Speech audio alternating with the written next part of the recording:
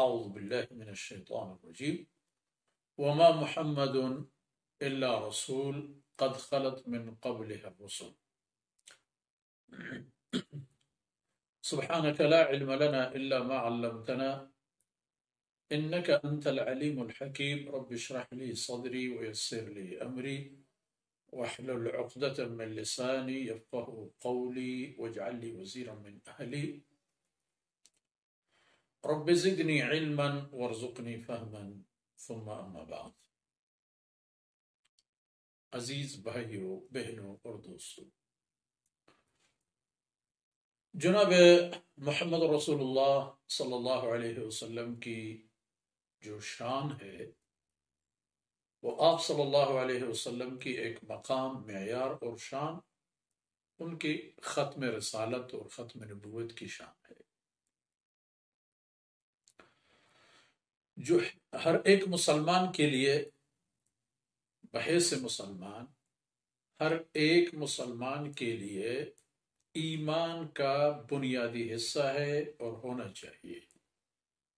آپ صلی اللہ علیہ وسلم کی نبوت اور ختم نبوت پر ایمان نہ ہو تو قیامت کے تمام سودا منسوخ، تمام معاملات درہم برہم اور ہمیشہ کی خسارہ۔ تو اس لیے ہمیشہ یہ بات ذہن نشین ہو جائے کہ اسلام کی تعلیمات میں ہمیں جو بنیادی طور پر توجہ پسند اور توجہ طلب نقطہ سامنے رکھا جاتا ہے وہ یہی ہے کہ دنیاوی مفادات کو مت دیکھیں، آخرت کے مفادات کو ہمیشہ دیکھا کریں کہ وہاں کا نقص ناقابل تلافی اور وہاں کا نفع قائمی اور دائمی۔ علی کل حال ختم نبوت کے سلسلے سے جو ہم باتیں کرتے چلے آ رہے ہیں اور ان لوگوں کی باتیں بھی آ جاتی ہیں اور ان کا تذکرہ آ جاتا ہے جو در حقیقت ٹیسٹ کیس بن جاتے ہیں آن حضرت صلی اللہ علیہ وسلم کی شان اور امت کے آپس کے جوڑ اور تعلق کے سلسلے میں۔ آج جس آدمی پر ہم بات کریں گے مختصر سی بات ہوگی ہماری، وہ ہے متنبی کے نام سے مشہور احمد بن حسین، اور مشہور متنبی، اور اس کی چھوٹی موٹی باتیں انشاءاللہ آگے آ جائیں گی، اور ان کو متنبی کیوں کہا جاتا ہے۔ دراصل یہ آدمی بہت معروف ہوتے ہوئے بھی غیر معروف انسان ہے۔ اللہ کی شان ہے کہ اللہ رب العزت باطل کو معیار نہیں دیتے، وہ ایک وقتی عبار ہوتا ہے کہ جو اپنی مدت پورے کر کے پھر زوال پذیر ہو جاتا ہے اور صفحہ ہستی سے مٹ جاتا ہے، اور اگر ان کا ذکر موجود ہوتا ہے کہیں کوئی تذکرہ تو وہ بھی منفی صورت میں اور عبرت کی ایک علامت کی صورت میں ان کا ذکر اور ان کی باتیں آ جاتی ہیں۔ اب یہ صاحب احمد بن حسین، بعض حضرات تو کہتے ہیں کہ یہ نامعلوم آدمی ہے اس حوالے پر کہ ان کے والد محترم کس قبیلے سے متعلق ہیں، کس علاقے سے متعلق۔ اتنی بات ضرور ہے کہ ان کی پیدائش کوفہ میں ہوا، اور ایک محلہ تھا اس میں کندہ کے نام سے، اسی کندہ کے محلے میں کوفے میں یہ پیدا ہوئے 3 صدی کے اوائل میں، اور زمانہ بھی وہی تھا جو دراصل عباسیوں کا ہے تو زمانہ، لیکن ایک یوں سمجھ لیجئے کہ یہ وہی دور ہے جو جب کلیشوں کا دور ہے، آپس کے اختلافات کا دور ہے، انواع و اقسام کے فتنوں کے غبار کا دور ہے، وہی زمانہ ہے اس کا بھی۔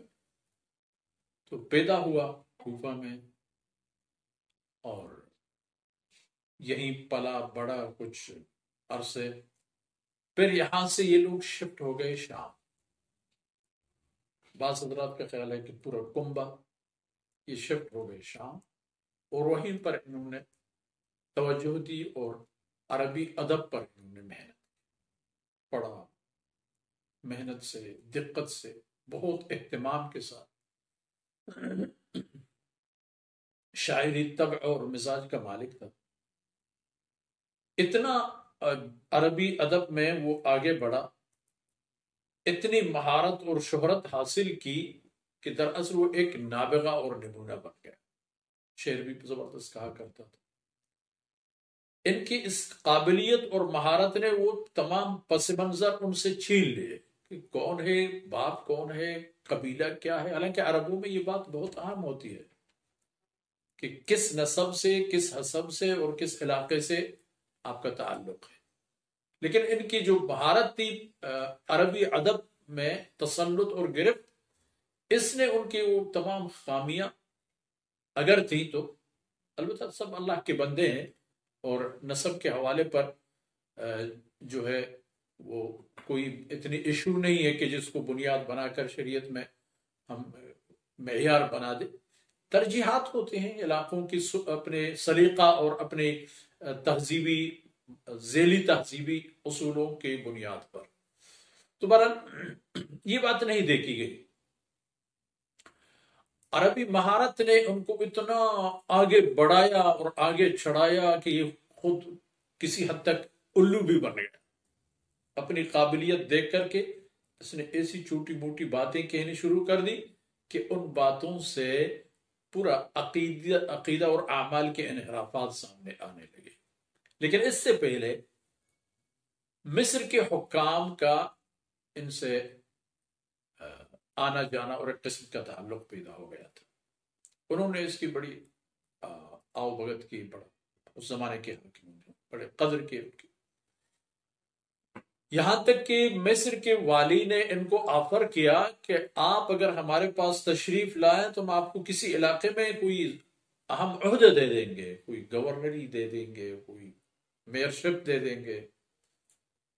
تو ذہن میں یہ بات تھی، لیکن شام میں ہی رہے۔ یہاں چلتے چلتے چلتے ایک دن ایسا آ گیا کہ شاید انہی عقائد کی بنیاد پر یا کسی بنیاد پر اس کے ایک ساتھی سے جھگڑا ہوا، اور ایک بڑے محفل میں بھی اس نے خوب مارا، سب پر توڑ دیے، ساری شخصیت خون آلود کر۔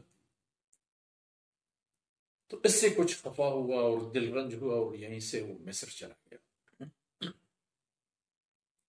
مصر کے حاکموں نے جب دیکھا کچھ عرصے، وہ بھی حیران رہ گئے کہ یہ آدمی تو ہم سمجھتے تھے کہ اچھا بھلا سمجھدار آدمی ہے، ادب پر اس کی اتنی گرفت ہے کہ ایک بھی کوئی ادبی جملہ پوچھ لیں تو شعر بھی لائے اور نثر بھی لائے اور گرامر بھی لائے اور صرف و نحو کے تمام داؤ پیچ اکٹھے کر کے دے دے۔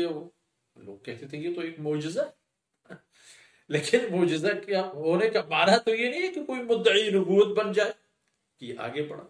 حاکموں نے جب یہ معاملہ دیکھا تو انہیں بھی فکر لاحق ہوئی کہ یار یہ آدمی جب اتنا ہو سکتا ہے کہ 3 صدیاں گزر گئی اور امت کا اتفاق ہے کہ جناب محمد رسول اللہ صلی اللہ علیہ وسلم اللہ کے آخری رسول ہیں، یہ کہاں سے پیغمبر بن کے بیٹا؟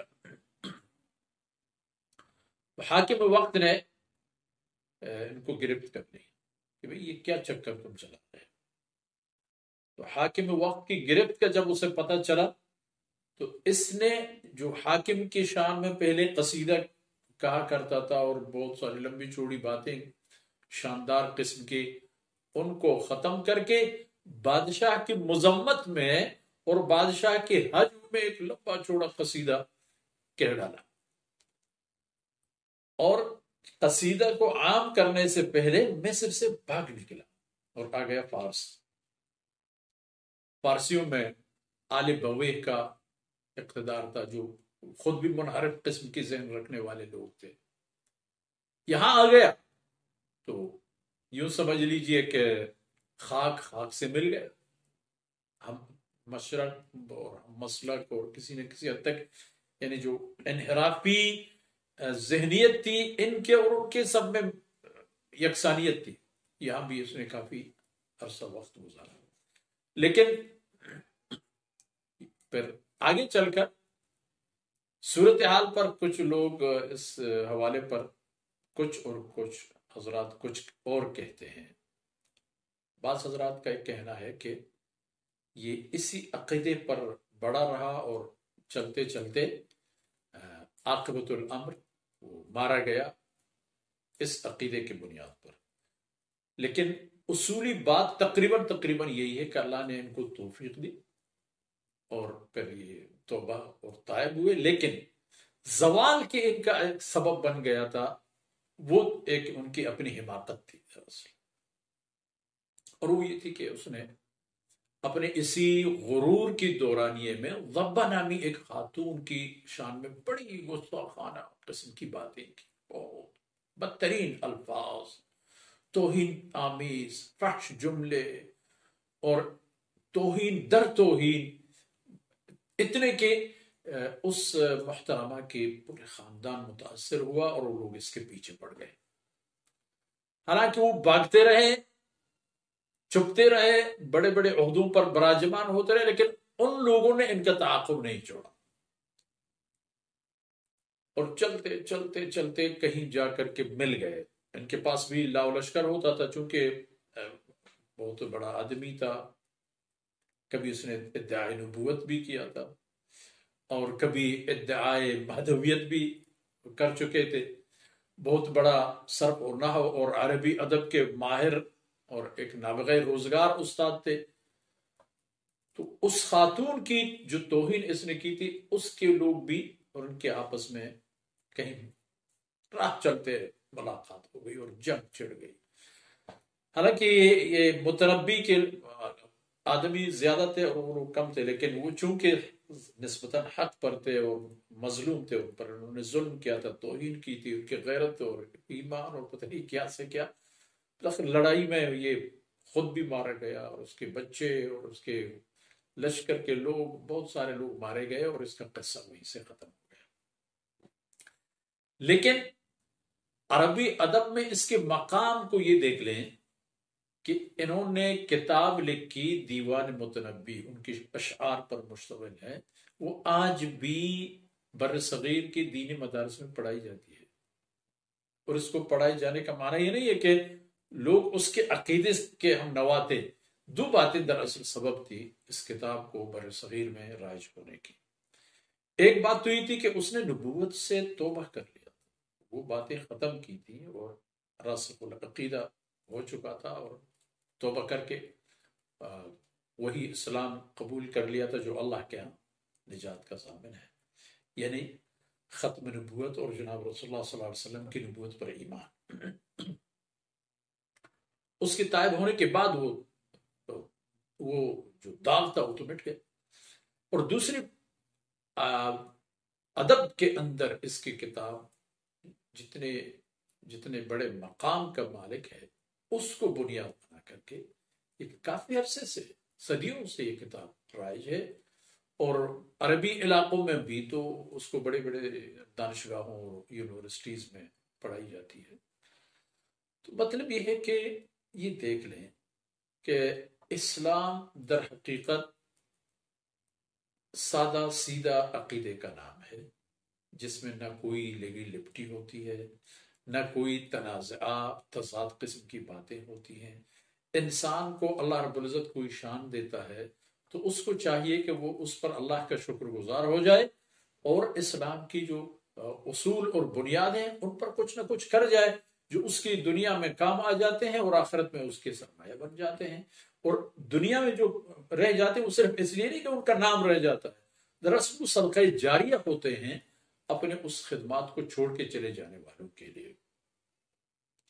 تو انجام کار یہی ہوتا ہے کہ بڑے نام کما کے، بڑی دولت کما کے، کچھ کو تو بلاخر کچھ لوگوں کو ایمان کی دوبارہ طرف رجوع نصیب ہو جاتا ہے، اور بہت سارے لوگ ایسے بھی ہوتے ہیں کہ وہ اسی بدقسمتی کی زندگی میں موت کا شکار ہو کر کے دنیا سے چلے جاتے ہیں. تو بہرحال الحمدللہ مجھے اور آپ کو یہ دیکھنا ہے کہ جناب محمد رسول اللہ صلی اللہ علیہ وسلم کی نبوت اور ختم نبوت سے متعلق جو قرآن اور حدیث کی بنیادی عقائد اور نظریہ ہیں وہ قائم و دائم ہیں اور قائم و دائم رہیں گے. اور جب تک قائم و دائم رہیں گے رہتی دنیا رہے گی. اور اللہ نہ کرے اگر ان کو دنیا سے ہٹا دی جائے اور مٹا دی جائے تو پھر نہ دنیا رہے گا اور نہ اہل دنیا. اللہ تعالیٰ مجھے اور آپ کو عمل کی توفیق سے نوازے. وصلی اللہ علی نبینا محمد وعلى آله وصحبه